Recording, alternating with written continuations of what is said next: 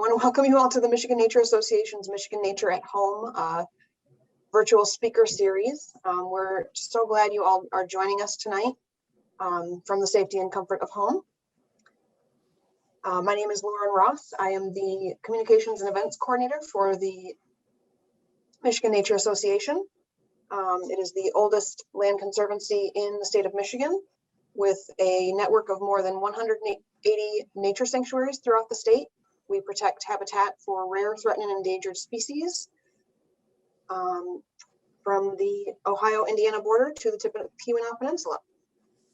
I am joined today by our Director of Outreach and Education, Julie Stoneman, who will be helping to monitor the chat box throughout the presentation, and also answering any questions you may have during the presentation that can be answered in the chat box. So thank you, Julie, for your help with that. Before we start, I'm going to go over a few features of the Zoom platform, just in case some of you are new to it. As soon as my presentation moves forward, there we go. So as I mentioned, we are going to be using the chat box feature. This presentation is being recorded for viewing later, and so we're going to ask that all participants stay muted and their cameras off throughout the presentation so that other people who are joining can enjoy the presentation without interruption. If you've not used Zoom before, the chat function will be in your meeting options at the bottom of your screen on a computer, or if you're joining from a tablet, the options may be at the top of the screen for that. Our presenter today is Jesse Lincoln. Jesse is an ecologist with the Michigan Natural Features Inventory, a statewide research organization that tracks populations of Michigan's rare plants and animals and provides high quality scientific expertise on research issues related to biodiversity conservation. MNFI is an important partner to the work that MNA does, and we often turn to them for information on species at many of our nature sanctuaries and at the places that we seek to protect. Jesse's work to inventory state land involves describing and identifying important natural areas, documenting rare plants, the aging of trees, and integrating these elements into wildlife management plans. With MNFI since 2010, Jesse has always been interested in plants, the factors that influence where they grow, and their interaction with the wildlife that relies on them. He enjoys identifying areas that have not been thoroughly botanized, collecting plants that have not been documented there, and submitting the collections to universities to contribute to accurate distribution maps. He also enjoys finding remnants of high quality natural areas and working to get them protected. Exploring forests and fields as a child, his fascination for the natural world was encouraged by teachers. He earned a bachelor's and a master's in biology from Grand Valley State University and enjoys nature photography and wandering around the state with his son. Some of Jesse's photographs were featured in MNA's most recent winter 2020 issue of Michigan Nature magazine. So let's go ahead, and I'm going to give Jesse permission to share, and we'll get started.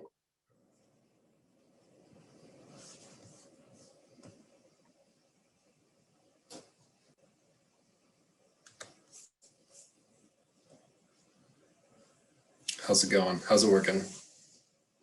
Great. Julie, is that good? Okay. Yep. Okay. Let me try to minimize these.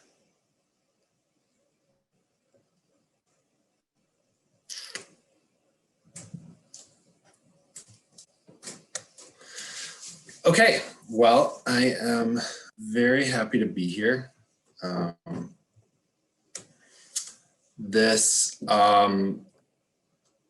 I'm a huge fan of MNA. I love MNA, and I think that the work that MNA does is critical to the conservation of biodiversity. So it means a lot to me to be invited here to talk about this today. I think it can be challenging sometimes to explain to people the value of biodiversity. Why should we care about species?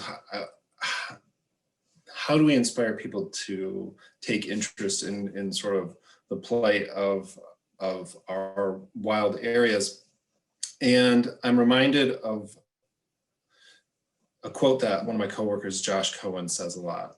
Beauty is truth, truth is beauty. And I think what it means is that we can open the door to people's minds, or we can sort of help people become interested in conservation or the protection of biodiversity by showing how beautiful it is. So we can use art as a tool to open minds and take people to places, or sort of inspire them to care for places maybe that they wouldn't otherwise know about. And so that's sort of the theme of this presentation. And I thought I'd start with the definition of art, since the title is Conservation Science. And so art is the expression or application of human creative skill and imagination, producing works to be appreciated primarily for their beauty or emotion or emotional power. And for me,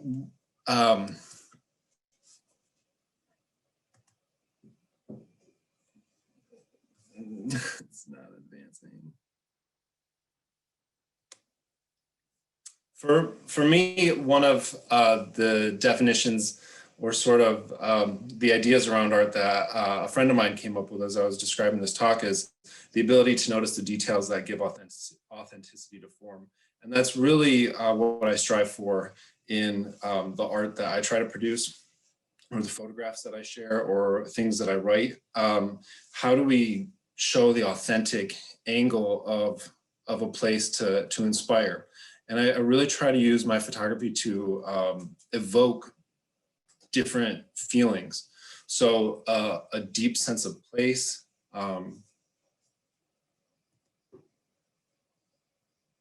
just sort of surprising. So like an element of surprise, like, where is this? I didn't expect this to be in Michigan. An element of adventure or sort of discovery. Just sheer beauty and complexity. Or sometimes a sense of loss. I shared this as a social media post, and I called it something like a ghost in a cage. And so here we had an oak savanna that was degraded and then planted to red pine plantations. And it sort of reminded me of like a caged animal. And, you know, how can we use art and imagery to evoke different emotions around conservation? Or a sense of just the strange. I mean, nature can be strange and unusual. Or serenity. So in this huge space of Ludington with these interdunal wetlands, it just was very serene. And how do we convey that through pictures? Just the uniqueness of our state. Or sort of almost an oppressive remoteness. So this is the shoreline of Lake Superior, and it just, the shoreline of Isle Royale on Lake Superior, and it just was so remote and unending. It was quite a wild feeling.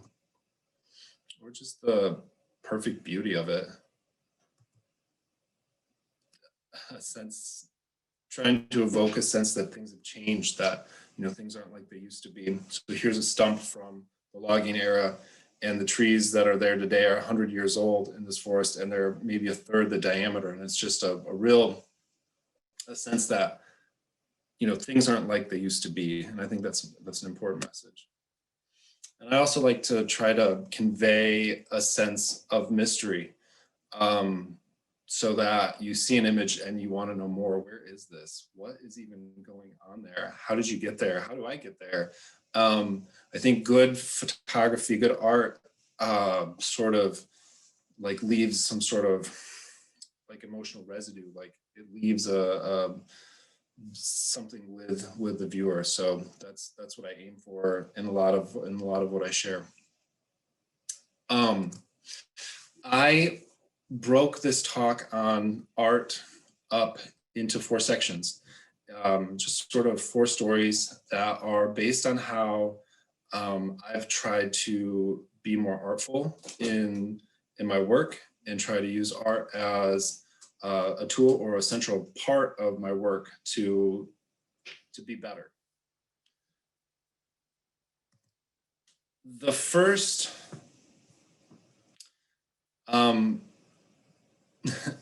starting with our obligation, and I think it's our obligation to be interesting, right? And I started getting a sense of this when I was writing reports, and I realized I was writing boring reports that were technically fine, but just very dense and uninspiring to read. And how terrible is that? Because here I am covering some of the most interesting places in the state and putting them into a boring report. And so I started feeling a real sense of duty to conservation to create as compelling of reports as possible and to inject art and artfulness and beauty into the process everywhere I could, because you know, if we can't make it interesting and compelling and beautiful, then really who can? And also, how are we, it's up to us to try to create reports that people want to read, that people are compelled to turn the page, and then land managers reading it that are managing these places are then compelled to protect them. And so this report, the natural feature summary for the Maple River State Game Area, is the most recent report that I really put out there with 8 other scientists from MNFI. And it's the one I put the most thought into and the one I'm most proud of, for the reason that I tried to make it really beautiful. And it's important because a lot of the places in here aren't appealing to go to, actually. So these floodplain forests can be terrible, but they're so, I mean, they are beautiful, but they're so mostly important to ecosystem services or rare species. I mean, they filter our drinking water and they harbor migratory birds. And so like, it's important to, whenever possible, show the beauty of these places. And they're kind of terrible to go to. I mean, they're filled with mosquitoes. They're filled with, this is a ton of stinging nettle. They can be painful just to walk through, but their value is paramount. And it's, you know, what can we do to show that? Same with the salt marsh, even though it sounds like an unappealing place, like a salt marsh. I don't know, the image that it evokes without seeing this is kind of, I don't know, bleak maybe, but how do we show a different side? Forests, they can be pretty easy, especially in fall, but I got a new angle from a drone, and it just was a game changer for me. So this is imagery from a Mesic southern forest on these terraces within the floodplain. And I wanted to show the diversity, and I realized the best way was going to be from a drone, and the best time was going to be in fall. So this was an image from October in this floodplain complex in the Maple River. And I think there was something like 18 species here. And I just got some incredible imagery that really stuck with me, and I think made the report substantially better. It's also important to show the downside of what's happening out there in as compelling a way as possible.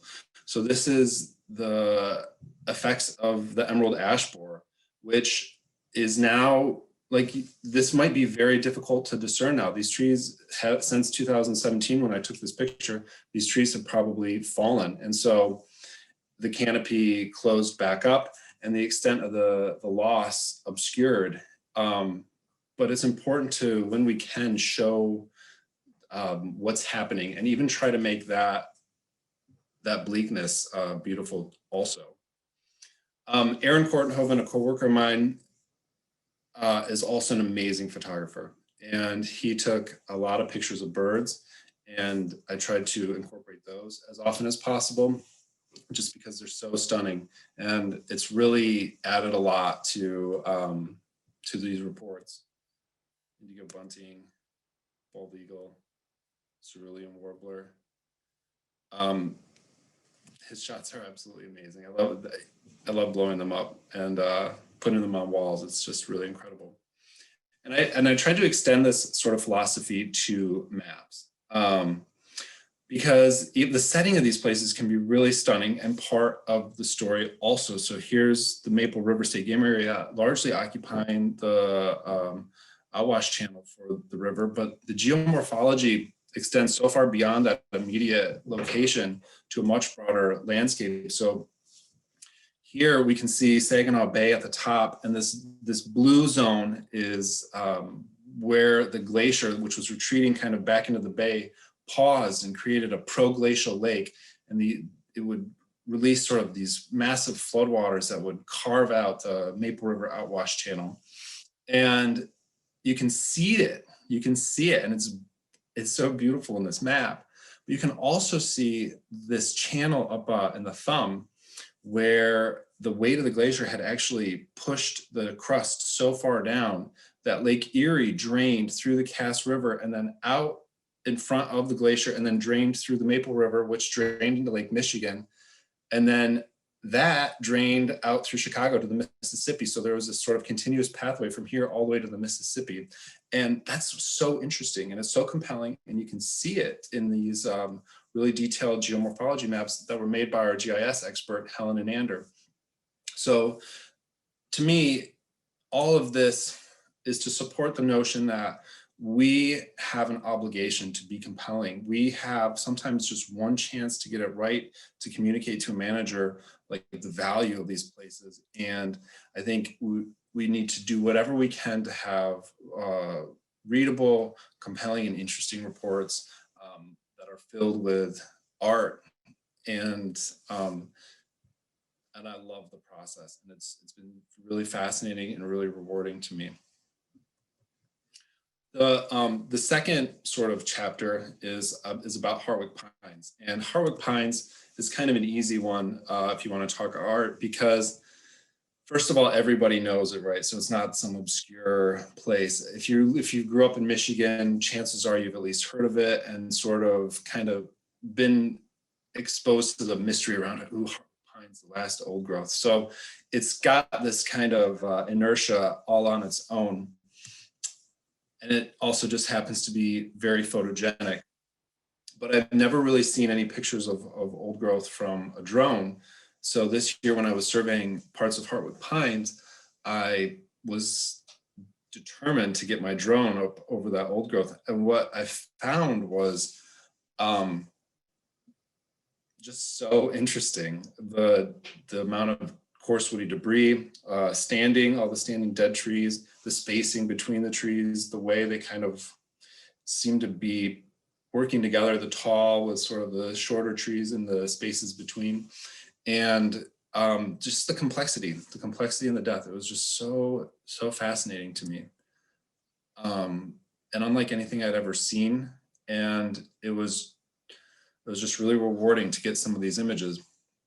One of the things I wanted to do, though, was draw the contrast between the old growth and the younger forest. So here, this is actually a younger forest. It looks, I mean, what's the difference, right? I guess here's a picture of the old growth. You know, they look kind of similar. I guess the spacing's off. There are more dead trees in the old. But one of the things is when you compare it from these different angles, it really shows you just how big that difference is. So, I mean, the younger trees in the foreground are, you know, maybe 80 feet tall, 80 to 90 years old.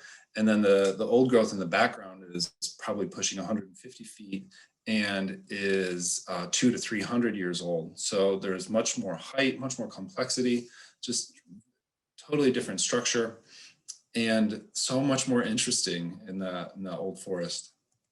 Here's another angle on the left. So right down the middle is the dividing line. On the left, you have the old growth, and on the right, you have a younger sort of sugar maple aspen stand, some beech, and then, you know, you've got a few young white pine in there, but just simplified. But it also, to me, shows the legacy that even 140 years on, it's a different forest. It's a totally different forest, and the character's permanently changed. The trajectory has been altered forever. So it's really fascinating, but all of it was pretty inspiring. And I guess one of the things that came to mind as I was putting this together is that like if you're trying to create art, which I didn't really ever think of myself as an artist or like someone that was trying to create art, I was just like sharing what I was interested in. But the truth is, it's like trying to create art and share it. And to do it well, I think you have to be unafraid to fail. And you have to sort of be in those moments and let, like, if you just feel a pang of inspiration, whether it's positive or negative, just try to get it out, try to capture it in a picture, or try to write it down with words and share it. And just the practice of sharing it is very kind of overwhelming. It forces you to really evaluate what you're trying to put out there. And so you're hopefully inspired to put out, you know, the best, but it all comes down to being unafraid to share or unafraid to fail. And so I thought to maybe, I don't know if inspire is the right word, or just sort of like give permission to share stuff that maybe isn't great or amazing or perfect. I thought I would share a poem that I wrote, you know, while I was surveying some old growth pine stands. And I'll just let you read it and then I'll move on without saying anything.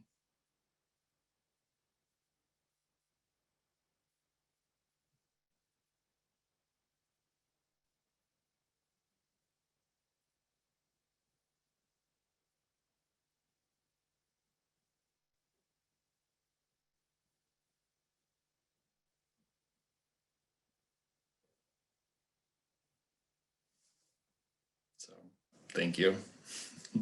It's a little cringy.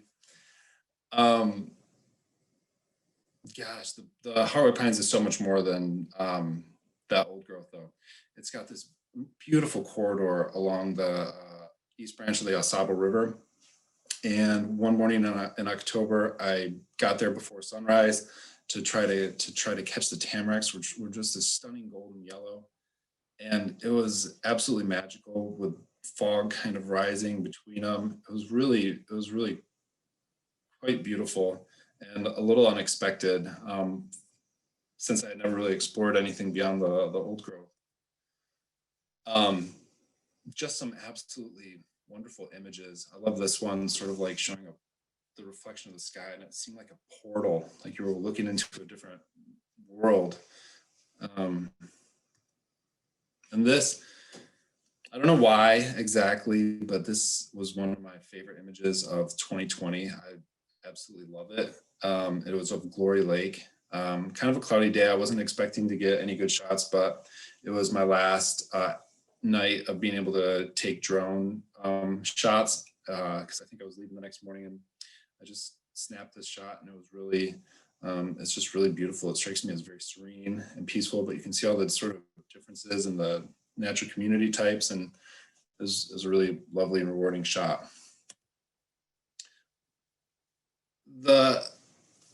So I covered maybe 3,000 acres of Heartwood Pines, and I think it's almost 6,000. And overwhelmingly, the place is a reminder of devastation. And these stumps occur throughout the park, thousands of them, giant stumps. This one, it was a social media post, and it was another dramatic caption, something like, the fruits of conquest are made bitter in the light of our stolen past, or something like this. But man, I'll tell you what, just walking through there, it was inspiring, or sort of, it evoked this sort of sense of loss or rage in me. And it was sort of crushing.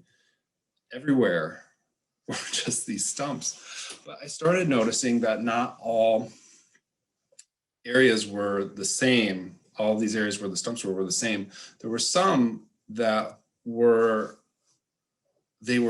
stumps seemed further apart. They had all these native grasses in these giant open fields. And then the visitor center, they said that they were sort of areas where there had been a lot of extreme catastrophic fires that kind of killed the soil. But the truth is that the species diversity was so high that it seemed more like these remnants, or these like sort of patches of barrens, where you had big blue stem, little blue stem, liatris. you had hills thistle. So you had these assemblages of plants that struck me as being more than just a burned and destroyed landscape. It was maybe sort of, there was these pockets of maybe a natural community type that doesn't exist anymore. I became obsessed with it. I found the opening after opening with this assemblage of species, and I just found it to be so beautiful, and I longed to be able to see it. I would stand in this spot and imagine what it must have looked like, because you have the spacing of the trees, and you know, after seeing the old growth, you knew how tall they were and what they looked like and what this must have been. So you can imagine these widely spaced trees, and I tried to recreate it. So for this talk, I developed this artwork, and it seems a little silly now, but it took me a really long time. But it's an attempt to recreate this scene and what it must have been. And I call this the dry pine meadows. And I imagine it was pretty rare, but it seemed like it occurred in the heart of Heartwood Pines. And it made me really think about how this type of graphic illustration, like some sort of restoration art, could be used as a tool to inspire people to see the visions that we see. So when I go to a place, I think it's easier for me to see what it was and what it could be, because I spend so much time there. And I think I look at it and I can kind of just close my eyes and see it, but I don't think that's the same for everybody. So I think that art, and obviously better art than this, I think we can hire professional graphic illustrators, but you get the sense. I think art can be used as a tool to help people see the lost past, but also the amazing future potential that we have. So I feel like when we start talking about management plans, I think it just sort of seems like a beautiful idea to be able to include different pieces of art to show what we're all working towards and what's possible with restoration efforts. And I think there's a lot of really good that can be done through sort of maybe this injecting this approach into some restoration activities. Such a beautiful area. So the third chapter is the headwaters. And the headwaters is, I was drawing up the maps for Heartwood Pines, and I started kind of wandering across the landscape. And I don't know if you've ever followed a river through the landscape, but it's really interesting, like on Google Earth. Just start from the mouth of the river and then just follow it all the way back to the headwaters. And it's just a fun exercise in the life of rivers. And so I followed the Manistee River up, because it kind of flows not too far from Heartwood Pines. And I just was like, oh, where do you go? And I kept following it until I got to this. And I was like, what is this? I've never really seen anything like it. It just looks almost like a set of lungs or something. It's just like water pulsing from the ground. All of a sudden we have this, nothing. And then you have a full river. And so you can imagine, it was easy for me to imagine anyways, the amount of water that must have been pouring out of it. And I had never seen anything like it. And I instantly wanted to go there. So I talked to Josh Cohen and I said, hey man, we should check this out. And he happened to be coming through from a trip on the UP. And so he was going to be going by here, and I was already at Heartwood Pines. And so we met here one morning and explored it. And first thing I did is I threw my drone up, and it was amazing. It was even more beautiful than I had expected it to be. And it was just this fascinating complex of functioning ecosystems all working in concert. So we had poor conifer swamp dominated by ash, or dominated by black spruce, with this sort of acidic sandy soil. And then we had organic soils supporting rich conifer swamp.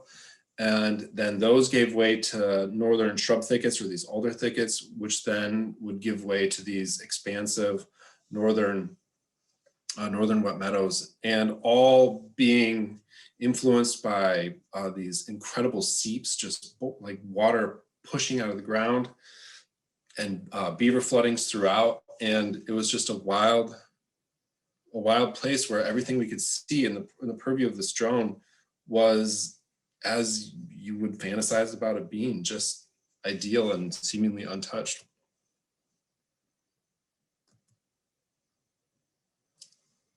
It just didn't stop. These images are so appealing to me. They're just so beautiful and so interesting and compelling. Like it just screams perfection.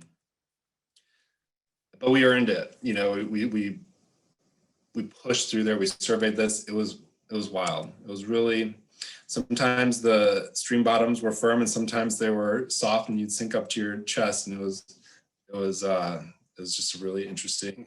It was taxing. We'd have to cross beaver dams sometimes, but it was the reward was incredible. It was just these sprawling wet meadows billowing in the summer winds, and no invasive species. It was just lovely. And the beaver dams were some of the biggest I'd ever seen, and the impacts were, you know, so often downstate, like they're threatening a prairie fen, and it's like the last prairie fen in the county, or they're threatening private property, or they're threatening the last conifer swamp and the neck for like the surrounding 10 miles. But here it's just like they belong. They weren't bothering anybody. It was exactly as it should be. And you have these dams just sort of driving change. The beaver were being the keystone species that we learn about in ecology class, and it was just it was magnificent, and the change was incredible. They're so powerful and so profound with their impact. And I was really inspired. And so I wrote up a brief Facebook post. I shared it on MNFI's Facebook page, and just sort of like, I would say science light, more art heavy of a post, but you know, it reached so many people. This post reached something like almost 27,000 people. There were 207 shares, and it just seemed like it was such a powerful message that resonated with people. And there were a lot of lessons about how to craft messages, or how to like be inspired by a moment, or how to capture a place and put it all together in a way that can convey and sort of convey the specialness of a place, but also get people excited. And, you know, this is an awkward portion of it, of the presentation for me, but the truth is we need people to be inspired, because you can see there's development happening right at the edges of these places, where like our municipalities aren't thinking about our natural resources the right way. Development shouldn't be happening this close. You know, here you can see an old railroad grade, probably from the logging era, and the legacy doesn't seem to be harming the system too bad, but it definitely isn't great. But you can also see a golf course right at the edge of this, where they cleared all the natural cover between the golf course and the saturated soils, and that's so terrible. Nutrient runoff, fungicides, insecticides. It's awful that this kind of development is happening so close to what seems to me so obviously sacred. It's mind-blowing. And, you know, on the state land aspect of it, like the red pine plantations are slated for clear cut all the way to the edge of the wetland. And it just doesn't seem like we're valuing these places or protecting them the way we should be. And I don't know what to do. I don't know how to talk about it. I don't know how to raise the flag any higher. You know, that's not my job, but it just feels wrong. And I don't think there's any stop to it. There's the world's second largest particle board company, you know, 15 miles away. We subsidized it. So our politicians provided a $12 million tax incentive. So we're subsidizing the degradation of our most special places through different tax breaks. It's maddening. Catastrophic stupidity. I don't know what else to say about it, but it's so interesting because here you have the headwaters of the Manistee, and 1 mile away, you have the headwaters of the Asable, two arguably the greatest rivers in our state. They're magnificent rivers. The headwaters are right there. And you have this activity going near. And additionally, this is right next to the Asable. You have all these fracking wells going in right next to it. And, I'm not going to go into the dangers here. I'm not an expert in that, but it just seems so obviously terrible that this is being allowed. And it's not like this is an isolated case. This is a swamp that surrounds the headwaters of the Muskegon River just west of Higgins Lake. And you can see it's being perforated by these wells. They're developing infrastructure, access roads through saturated soils, through wetlands, and they're creating more exploratory roads throughout it. And what's worse is there's a perverse incentive to do it, right? So through the Natural Resources Trust Fund, revenue derived from oil and gas and mineral production on state-owned lands provides funding for more public recreation sites. And so the Natural Resources Trust Fund is being billed as good environmentalism, but it's creating an incentive to drill on lands, it seems to me. And I don't know how to articulate it better. I was reading a book at the same time, and this quote jumped out at me, and I thought I'd share it with you. It's from Gary Snyder in The Practice of the Wild. As it stands now, any resource on Earth that is not nailed down will be seen as fair game to the timber buyers or the petroleum geologists. The pressures of growing populations and the powers of entrenched but fragile, confused, and essentially leaderless economic systems warp the likelihood of any of us seeing clearly. Our perception of how entrenched they are may also be something of a delusion. And I feel like that's kind of vague and strange and maybe meaningless, but just hard to see these places continually and mindlessly be put in danger. And so I thought I'd finish with the 4th chapter, and which is also dramatically called The End of What Is Good. And that sort of speaks to this notion that I think me and other people I work with, other ecologists, this idea that we have, or this feeling, a sense of dread as we're walking through public land, but we know we're coming to the edge, to private land, and we know that whatever lovely forest we're walking through is going to be amputated at that line. And so the line between public and private land, so often, sometimes not the case, that line ends up being the end of what is good. And so this last story takes place in Rifle River in Ogama County, kind of in the northeast part of the Lower Peninsula. And it starts off somewhat dubiously. So this was my hotel lobby. It was a museum basically to the logging era. And it blew my mind how much this affected me. But I was like, oh my God, I can't escape it. This was right outside my room. I would open my door and see this, and all I could think about was this stump field, and it was incredible. It was ironic, and it's sort of like if a vegan were to stay in a meat museum or something. I don't know. It was just it was quite the experience. And then I get to Rifle River and I see this. So much standing dead ash, and it was just another gut punch. And it's like, my gosh, does the sadness never end? So it wasn't all bad. Okay, there were some just absolutely lovely meadows, kind of born in these shrub thickets, and even these were really interesting. There were absolutely redeeming places, but they were really few and far between. a lot of the uplands look like this. I didn't even take very many pictures. So this is young aspen, and it had just been so thoroughly cut over. And it's just like they were allergic to anything over 50 years old. Nothing really had retained the character of what it was historically. And it kind of blows my mind. This is all for grouse or deer. And the land was so much more. This is sort of a best case scenario for the 2,000 acres I surveyed.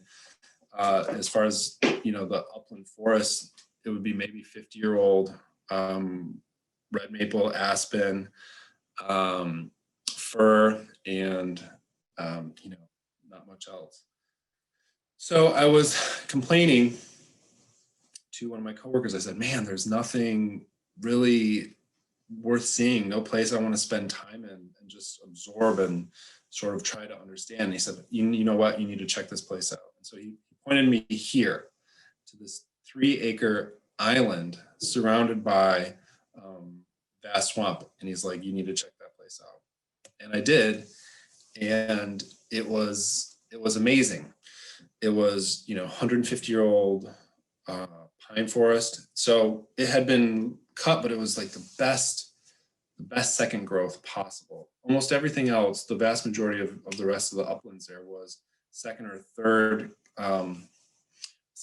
growth or maybe even fourth growth. It was just cut over, and just was nothing like what it was historically. And so, you can see this forest rising from the swamp, and it was just this sort of island. Can I hold on for 1 second? I got a cat here that's chewing on food. 1 second. Lily. Yeah. Go. Go. Sorry about that. Obstinate cats, how they can be. Anyways, beautiful little reprieve from sort of the rest of the sort of challenging surveys. Amazing trees. And it was just so interesting that the only thing that remained of it was just this 3-acre patch that they couldn't get to because they had to carve through such a terrible swamp to get there. And that's kind of a metaphor for the rest of it. Like, the only reason anything good still exists is because it was hard to reach. But this was just, this wasn't even my area to survey. And so I had to get back to work. And this was what the rest of my work looked like, right? So a number of polygons that all had to be classified based on the species composition. And so I had to walk each one of these polygons, describing what's there, aging the trees, and I had a lot of ground to cover. This area, since from mapping it, just looking at the place from satellite imagery, this area always stood out to me. And these, so stand 69, 32, 43, they were all, they all had this texture of like old swamp. And so I knew that I really wanted to spend some time there. I was really excited about it.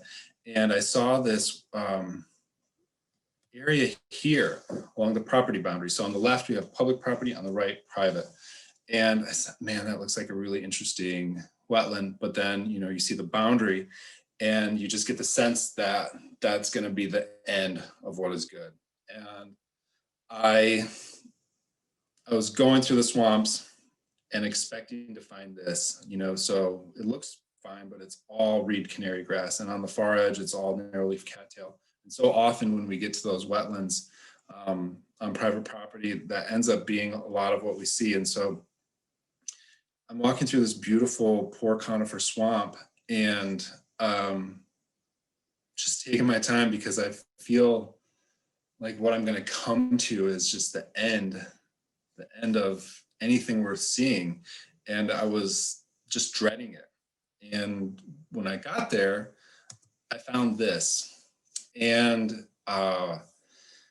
it was such a relief. It was this overwhelming feeling that what is on the other side isn't going to be the end of what's good. It's going to be the beginning of what would be something so interesting. And It was. So it's Lost Lake Sanctuary, and this is the northern fens surrounded by gorgeous, what appears to be very old conifer swamp. And it was such a relief. It was such a relief. And I just want to share pictures from that moment. I stayed there for maybe an hour and a half, just enjoying all the wonderful botany and just the way these systems all work together. So I had gone through a poor conifer swamp, but the lake was ringed by like sort of a rich conifer swamp. So it went from spruce to white cedar to white pine. And it was just magical. And all that surrounded this just pristine mat of fen. So calcium rich, substrate and incredible vegetation. And it was just so wonderful. It was just a really fantastic moment. And I was just staying there, and this this thunderstorm started to kind of blossom over the whole scene. And it was I was waiting for the sun, the clouds behind me to kind of part so the sun could shine on all of this in the golden hour and just give me the most perfect picture ever. But you know, this is pretty much as good as it all got, but that's okay. I left that moment just with so much appreciation for M&A and the work that you guys do. And yeah, it's so important to have these places throughout the Lower Peninsula, and not everything can be on public land. And I think the message of what you guys are doing to protect Michigan's special places is a really critical one. So I'm happy to work with you guys in any capacity that I can, and it means a lot too of giving this presentation tonight. So with that, I'll happily take any questions or talk or whatever. Awesome. Thanks so much, Jesse. That was quite the photographically emotional journey, I think, for us all. So I had to mute Julie, so I will unmute Julie and she can guide us through any questions that you all have. A reminder to everyone, please do put your questions in the chat box. That'll be a little more organized way for us to get to them. So Julie, go ahead and unmute yourself because I accidentally muted you again, and then we'll get started. All right, I think I should be good, but thanks again. Thank you, Jesse. That was really great and eye-opening. And I have to say, those drone pictures could be game changers, because I think it's really clearly shows the juxtaposition between development encroaching on natural areas that we haven't quite been able to share or explore before. So they could do a lot of good out there. One of the questions that we got from Anna, she wants to know if your artwork is for sale. I've never sold any, but I don't even know how to do that. But yeah, I suppose. Maybe one day we'll watch that. So for that. And also a question about, do you do any consultation on private property and instructing landowners how best to take care of their land? And maybe that's a good segue to talk a little bit about MNFI's work. So we can absolutely do that. We don't. I've worked so closely with you know, our state and federal partners, and you know, partners like M&A. We just haven't pursued that, but it's absolutely something we can work to develop, and I'd love to. There's a lot of really important. I mean, the majority. You have so much public land, especially in the southern part of the state, that yeah, I think it's important to include that in the conservation work. And then Emily wanted to know the ownership of the Headwaters area, but your colleague Josh Cohen answered that it is state forest land primarily, clearly surrounded by private land or next to private land as well. Yes. So, and Ben wants to know approximately how much does it cost to get to the drone platform ND camera that you use?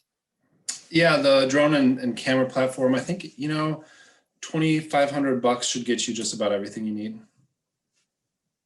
Does that include licensing for flying? And Licensing is pretty inexpensive. And actually licensing is really only important for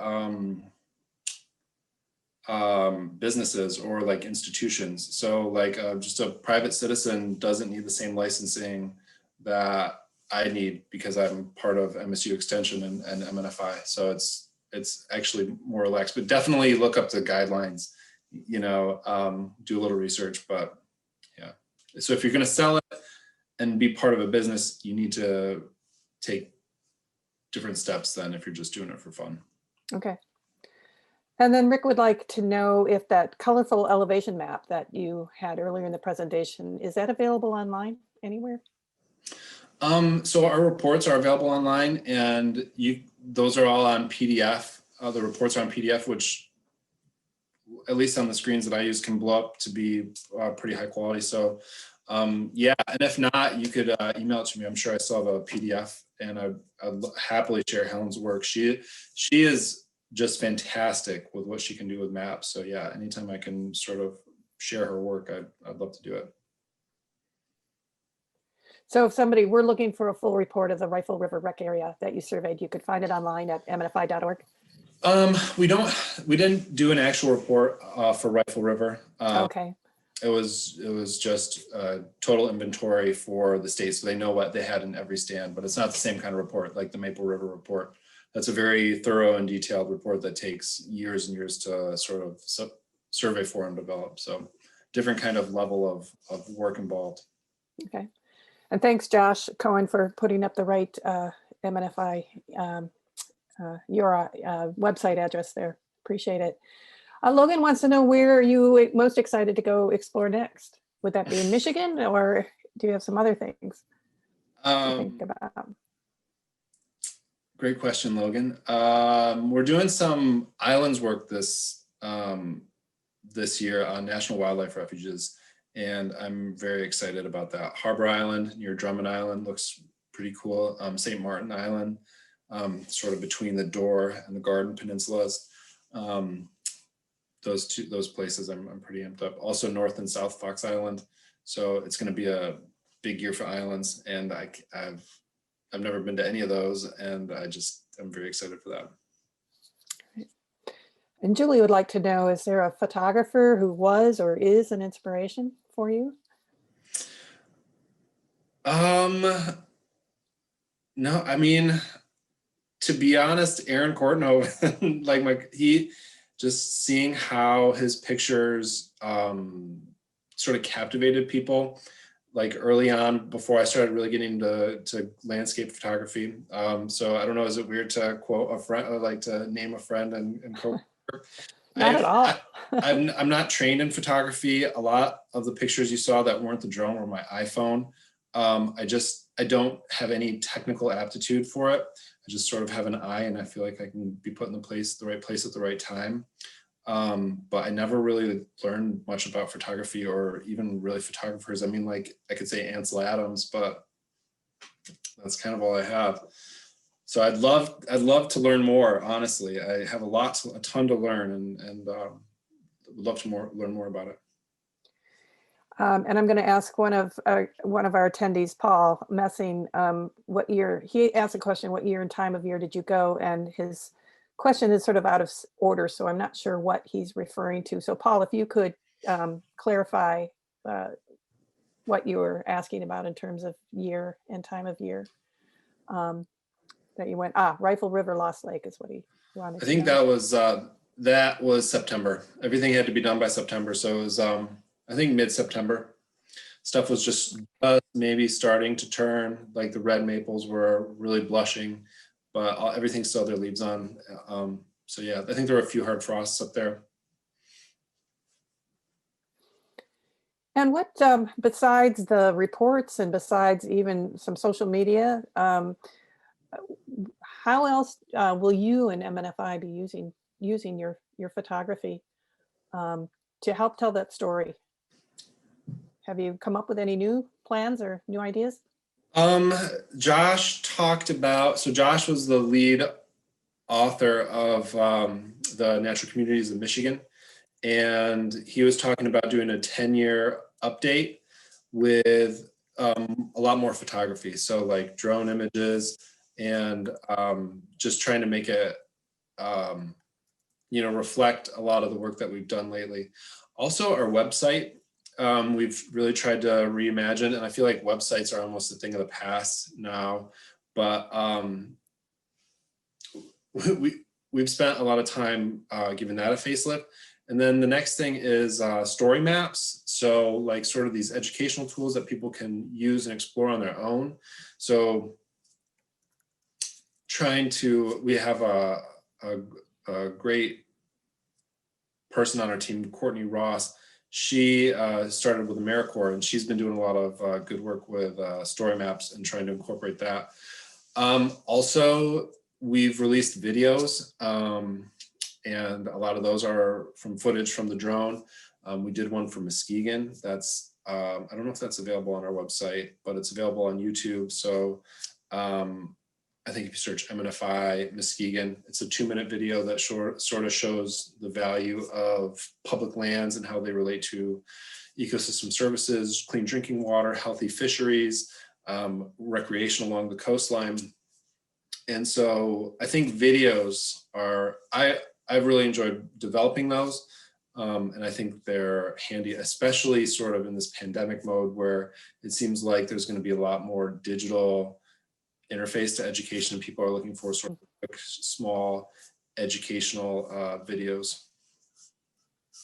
Great. And to the extent that M&A can help share some of your photos, I think we would love to do that, especially beautiful shots of some of our properties. That's great. Yeah, So. I mean, you're a partner, and if you want, yeah. I want you to have it. So, I took these pictures on the job, so I have a hard time feeling like I could sell them to M&A. We're partners, so I want to give them away to you. Well, thank you for that. There are lots of comments and compliments on your photography, so just want you to know that in chat. So, thank you. I appreciate that. Somebody stated that it's obvious you love your work. It shows up in your photos. You captured the natural world perfectly. And then some other the conversations have been a bit about the politics and needing to reach out to the politicians who will listen and to vote the right folks in who will support conservation causes. So I don't see any other questions. Folks, we've got like 1 more minute if anybody else has got something else. Josh Cohen again. Josh, thank you for being quick on the posting button, but he mentions that Jesse and Aaron's photography is featured in MNFI's recent annual reports, and they are beautiful reports, that's for sure. So, so any other questions? And if not, Lauren, maybe we'll thank Jesse and then maybe a brief message about our next important event, because I think folks will be interested in that. Yeah, thank you. Yeah, thank you again, Jesse, and everyone who participated in the chat. Sounds like everyone really enjoyed your presentation. I know I did. I'll probably be trying to join your research expedition to Harbor Island because the one thing I love is getting out in the field. So for people who want to see more of Jesse's photos, there's a few in our most recent issue, as I mentioned, of Michigan Nature Magazine, available online, or reach out to him. Jesse, can you read off your email for people? LincolnJ@michigan.gov. Got it. And we'll send that out in the follow-up email to people. So if they want to reach out and purchase your photos or just say how much they enjoyed them, they can do that. We will be having more of these Michigan Nature at Home presentations in the future to be announced. So keep an eye on michigannature.org for those. In the meantime, if you're into running in 5Ks, we're having our Race for Michigan Nature coming up to celebrate the Endangered Species Day. It'll be a whole week that you can participate in the virtual 5K. And as I said, more information on that is michigannature.org. So thanks again, everyone. We'll sign off for now, and we'll be sharing the recording soon. So Thanks, everybody.